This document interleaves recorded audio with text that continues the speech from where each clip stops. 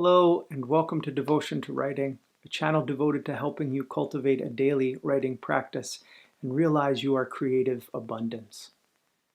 Devotion to Writing doesn't teach you how to write. I am 100% sure that you can already write, that stories are just swimming in you. But what Devotion to Writing does is help you get to the page and develop a relationship with your creative self. And it will help you grow this relationship and become friends with the creative intelligence you are and your unique way of seeing and naming the world. That is the most difficult thing about writing. I think the most difficult thing is beginning. It's not writing itself, it's even starting out. In today's video, I want to continue to explore some tips, tricks, and advice for building your devoted writing practice and sustaining yourself as a writer, feeding your passion for writing, and breaking the silence of the page. And the idea that I got recently was because I think it will be useful, is to share with you what other writers and artists have said about their own creative process and how they practice. And today, I'm continuing with that series of videos with Rick Rubin's book, The Creative Habit, A Way of Being. And this is from the chapter, The Unseen. Before I get into this, I just want to say that if you would like help with writing beyond these videos, first, please subscribe. And then remember to visit devotiontowriting.com.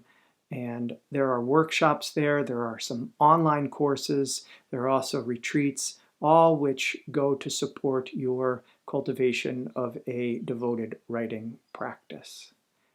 Now, Rick Rubin. We aren't creating to produce or sell material products. The act of creation is an attempt to enter a mysterious realm, a longing we have to transcend. What we create allows us to enter and share glimpses of an inner landscape, one that is beyond our understanding. Art is our portal to the unseen world. Without the spiritual component, the artist works with a crucial disadvantage.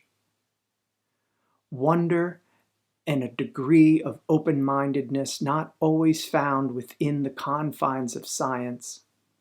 The world of reason can be narrow and filled with dead ends, but a spiritual viewpoint is limitless and invites fantastic possibilities. The unseen world is boundless. The word spirituality may not speak to those who dwell chiefly in the intellect or those who equate the word with organized religion. If you prefer to think of spirituality as simply believing in connection, then that's fine. If you choose to think of it as believing in magic, that's fine too. The things we believe carry a charge regardless of whether they are proven or not. The practice of spirituality is a way of looking at a world where you are not alone. There are deeper meanings behind the surface.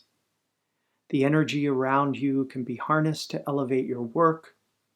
You are part of something much larger than can be explained, a whole world of immense possibilities.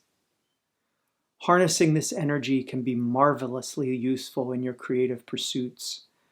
The principle operates on faith, believing and behaving as if it's true. No proof is needed. When you're working on a project, you may notice apparent coincidences appearing more often than randomness allows, almost as if there is another hand guiding yours in a certain direction, as if there is an inner knowing gently informing your movements. Faith allows you to trust the direction without needing to understand it. Pay particular attention to the moments that take your breath away. A beautiful sunset, an unusual eye color, a moving piece of music, the elegant design of a complex machine. If a piece of work, a fragment of consciousness, or an element of nature is somehow allowing us to access something bigger, That is its spiritual component made manifest. It awards us a glimpse of the unseen.